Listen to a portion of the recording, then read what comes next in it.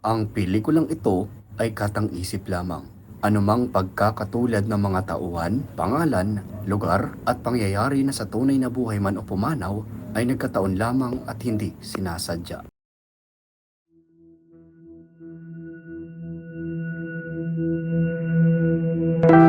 Mahal kong bayan, maligayang araw. Kung matatandaan niyo po ako si Mario Fernandez. Simpleng mamamayan lang po dito sa ating bayan, pero nandito po ulit ako, tumatakbo bilang mayor. At kung naalala niyo po, ako rin po ang inyong mayor nung nakalipas na mga taon. Andirito po ulit ako sa inyong harap upang kunin ang inyong mga puso para ako iboto muli. Pero bakit nga po? Bakit karapat dapat na ako ulit? Mahal kong bayan, pinatibay ko ang ating mahal na bayan. Sa tag-init, nagpagawa ako ng waiting shed at water stations. Sa bagyuhan, gumawa ako ng seawall na matatag, matibay at high quality. Lahat ng pera nyo, taxes, andyan! Walang labis, walang kulang, hindi yan masisira. Kaya ako ulit iboto ninyo. Mahal kong bayan, may nagawa na. Sa susunod pa kaya?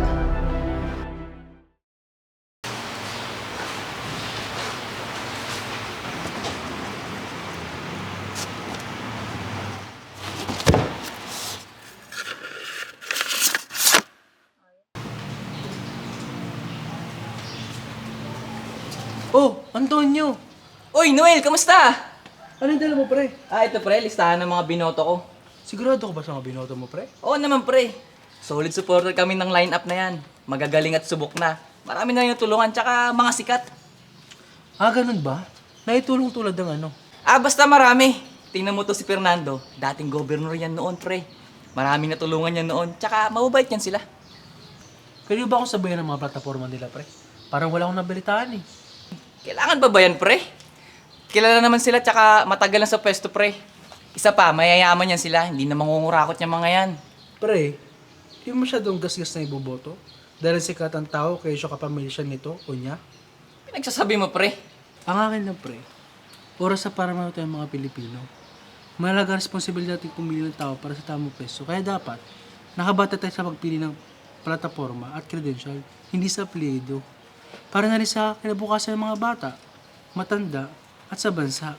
Sinasabi ko sa iyo, pre, kapag namulat ka na, hindi ka na muling pipikit. Sige, ito na ako, pre.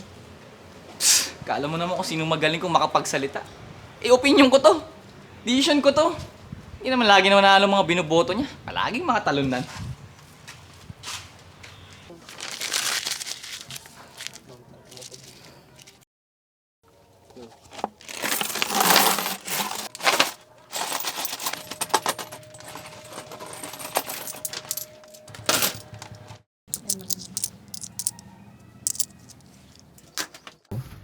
Tignan mo po, nakaipon po kami ni Kuya August para sa Pasko. 325 na po.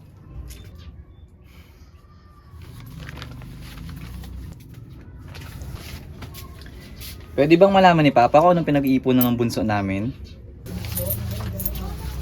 Kasi po, Papa, di ba po, last year di tayo nakapaghanda ng Noche Buena.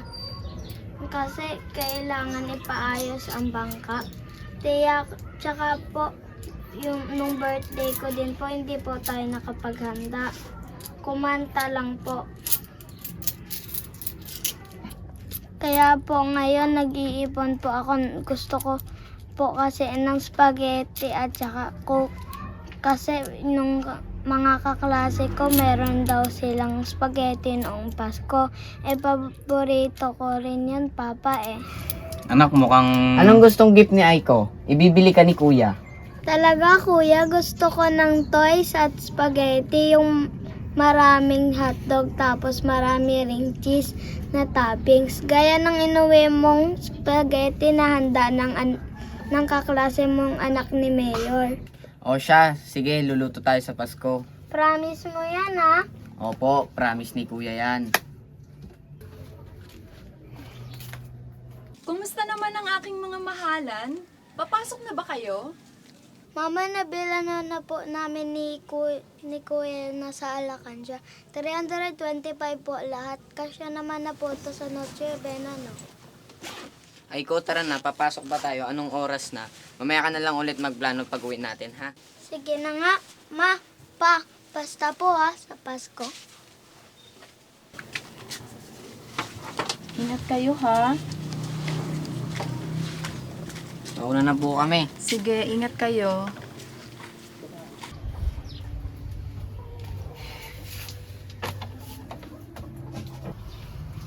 Huwag kang mag-alala. Hindi na rin naman maaalala ni Aiko lahat ng mga kahilingan niya.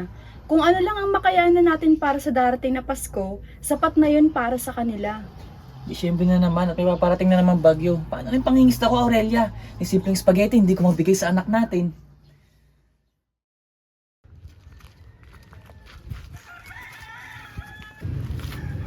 O Aiko, ba't wala kang imik? May nakalimutan ka ba? Kuya, sa tingin mo, makakabili tayo ng spaghetti sa Pasko?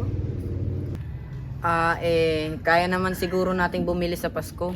Okay lang, Kuya, kahit soft drinks na lang, kaya na Ate Lela. Kakasama naman 'di ba tayo sa Pasko? Okay na ako doon, Kuya. So, bawi na lang tayo sa susunod na Pasko. Ipon na lang ulit tayo, Kuya, para next time meron na tayong handa. Makakabili tayo nun, Aiko, magtiwala ka lang sa Diyos. Kahit na naghihirap tayo ngayon, kahit kailan, di niya man tayo pinabayaan. Katulad ng sinabi ni Papa, the Lord will provide. Pero sana, Lord, marami mabentang isda sila, Papa, para masaya tayo sa Pasko. Hay nako, Aiko. Sige na, pumasok ka na. Malilate ka na naman. Sobrang bagal mo magbilang ng barya kanina. Hintay mo sunduin ka ni Papa, ha?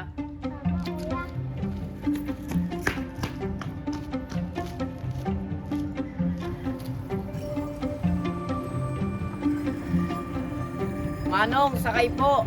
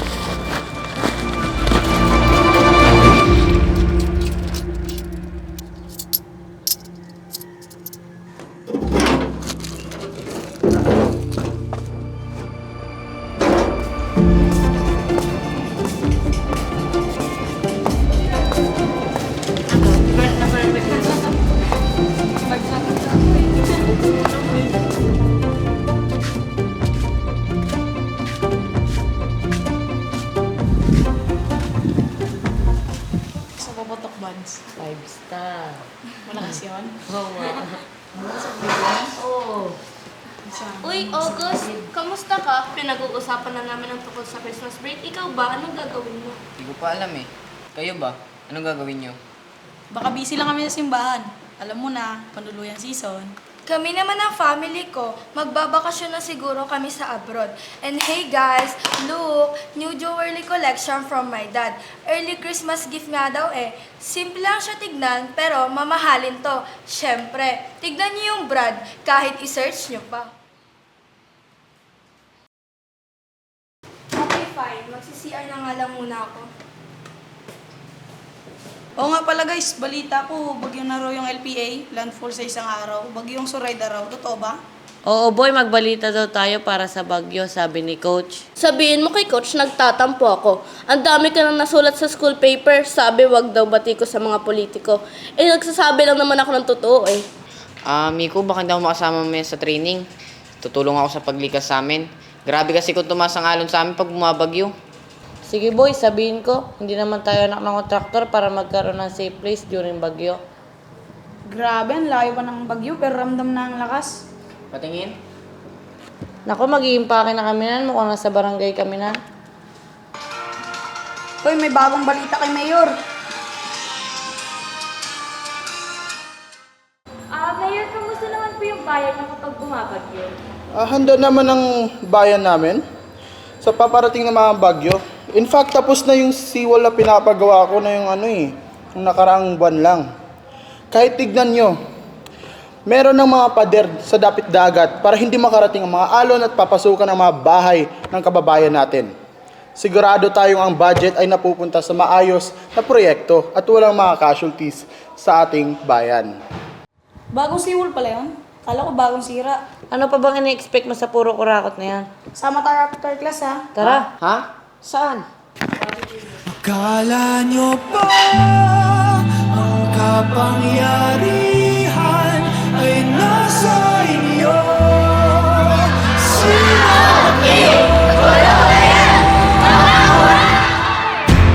Di naman kami nagkulang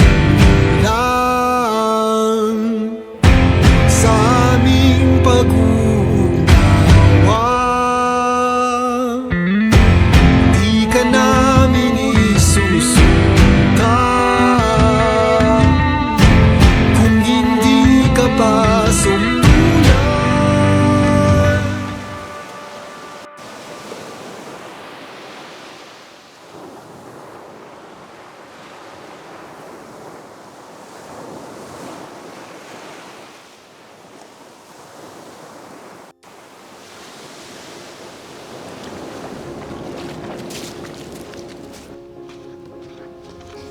Ano yan? Aktivista ka na?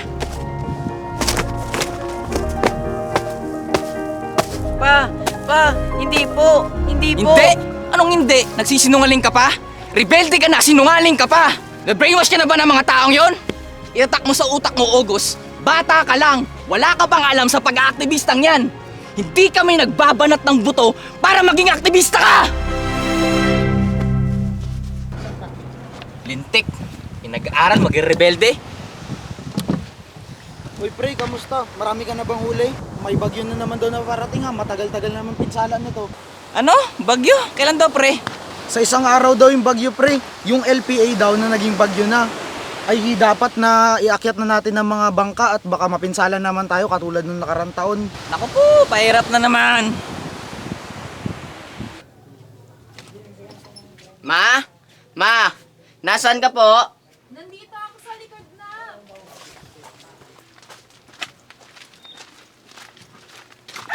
Nay! O anak, nandyan ka na pala. Ma, maaga po akong pinawi kanina. May bagyo raw po sa isang araw, mas mabuti na lumikas tayo kagad. Ay hala, ganun ba anak? O sige, sandali, tatawagan ko muna yung papa mo. O anak, pag madali ka, tawagin mo na yung kapatid mo at tatawagan ko yung tatay. Ay ko, tara na mag-impake na tayo. Ano nangyayari? Sumabay pa talaga ang walang internet?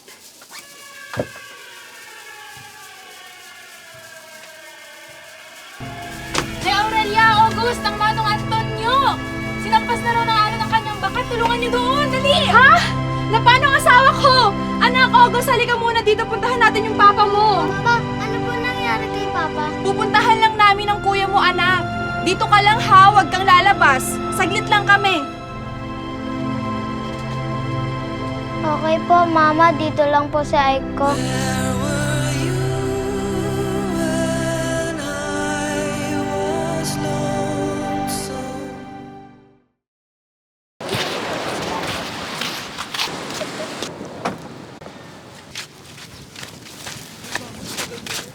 Antonio? Antonio!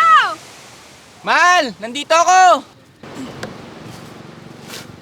Sus, Ginoo, Antonio! Akala namin na paano ka na? Eh kasi itong siwol na ginawa ng probinsya, bumigay. Buti na nga lang, di nasira ang bangka natin eh. Yung bangka nga ng kasama namin nasira eh. Ngayon, doon siya sa ospital. Mabuti naman at nasa maayos ka. August! Nandito yung papa mo! Ma, si Aiko mag-isa lang. Babalik na po ako. Aiko? Aiko? Aiko? Ma, si Aiko, wala. Ha? Paano wala? Baka sumunod sa atin sa dagat. Aiko! Napunto ka! Nak! Nak! Nandito na si Papa! Papa! Papa! Anak ko kayo!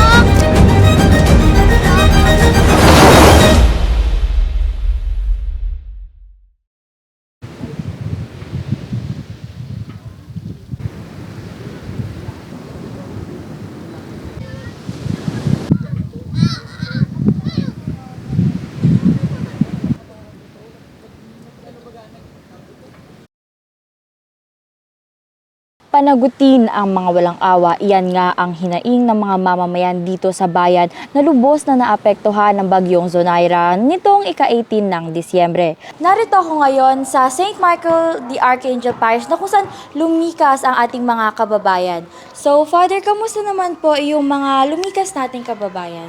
Ay so far po, marami-rami naman at syempre ay inasahan pa rin po natin ang pagpunta ng iba natin mga kapatid na welcome naman po sila sa ating simbahan.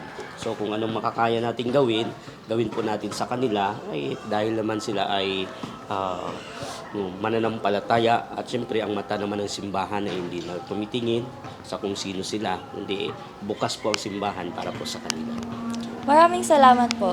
Mahigit 100 pamilya nga ang nasa simbahan na ngayon dahil sa pinsala ng bagyo. Ang iba pa rito ay nagpupumilit na umuwi upang makita ang kanilang mga ari-arian. Samantala, ang pamilya Bonifacio ay patuloy na hinahanap ang kanilang 7 taong gulang na anak na si Aiko. Parang awa niyo na po. Tulungan niyo po kaming hanapin ang anak ko. Sobrang bata niya po para maranasan ang lahat ng to. Gusto ko po siyang bigyan ng spaghetti na gustong-gusto niya. Parang awa niyo na po. Tulungan niyo po kami. Ano ba ang problema? Ginawa ko na ang trabaho ko. Nagpagawa ng seawall, natumba, natangay ng alon. Eh hindi ko kasalanan yun. Yun lang. Aiko! Grabe ang naging pinsala ng bagyo.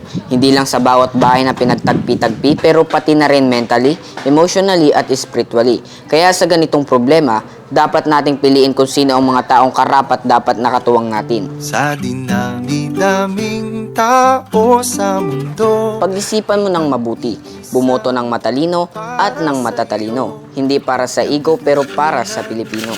Pagkukulang, siya ang sasalo. Anumang ibato ng mundo.